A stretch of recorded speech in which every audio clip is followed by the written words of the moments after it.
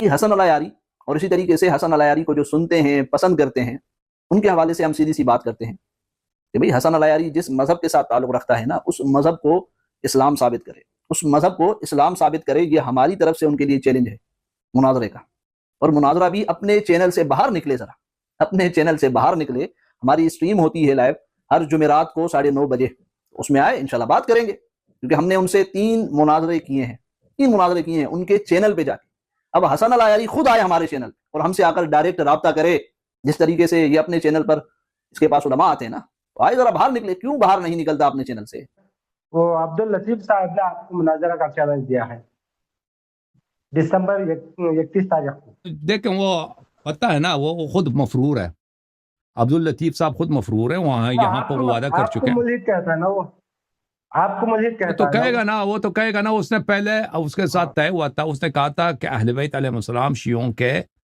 مذہب میں کافر ہیں۔ اس مسئلے پہ ہم نے مناظرہ جب کیا تھا تو ہم نے دلیل دینا شروع کیا کہ آپ کے مذہب میں رسول صلی اللہ علیہ وسلم کا ایمان ثابت نہیں ہے۔ تو اس نے کہا کہ میں وعدہ کرتا ہوں اس کے لیے اگلے ہفتے یہ سوال آپ نہ کریں، میں اب اگلے ہفتے آپ سے اسی موضوع پہ مناظرہ کروں گا۔ میں نے اس وقت کہا تھا کہ یہ شخص بھاگے گا، آئے گا نہیں، تو طارق صاحب جو ماڈریٹر تھے انہوں نے کہا تھا کہ جی ہاں بالکل نہیں ہم اس کو لائیں گے، یہ آ جائے گا۔ اس وقت سے یہ بھاگا ہوا۔ چلیں بھائی آپ بولو، آپ بولو کب اس سے اس سیٹرڈے کو نہیں اگلے سیٹرڈے کو صحیح ہے انشاءاللہ اس پہ کریں گے، وہ میں بات آپ کے ساتھ طے کرتا ہوں، لیکن 2 منٹ میں بات کر لوں پہلے۔ وہ نہیں ابھی طے کرتے ہیں کیونکہ آپ بھاگ جائیں گے، کیا میں پتہ ہے آپ نے آج بھی اسی لیے جواب نہیں دیا کیونکہ آپ کے پاس جواب نہیں تھا، وہ 1 سال کے بعد بھی جواب نہیں ہوگا،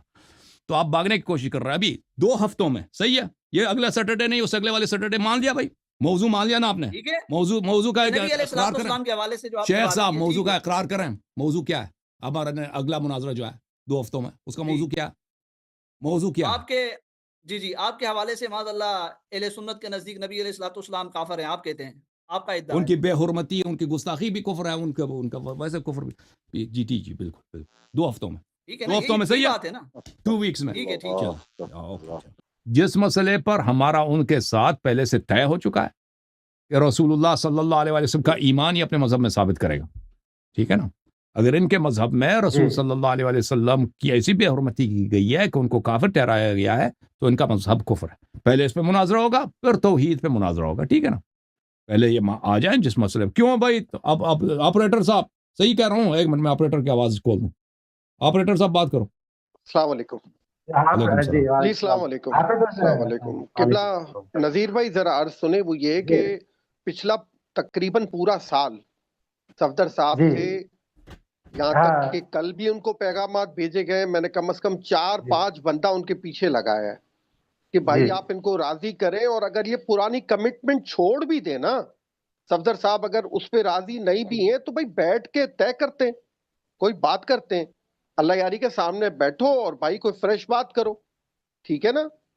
اگر دیکھیں جو 2 مناظرات طے ہوئے تھے اس نے اپنے مطلب کا مناظرہ تو کر لیا، اور پھر ہمارا وقت آیا تو انہوں نے آگے جب اللہ یاری صاحب کے پروگرام کا ٹائم آیا تو اس نے کہا ایک کام کرو، سارے حوالہ جات وغیرہ مجھے پہلے سے بھیج دو،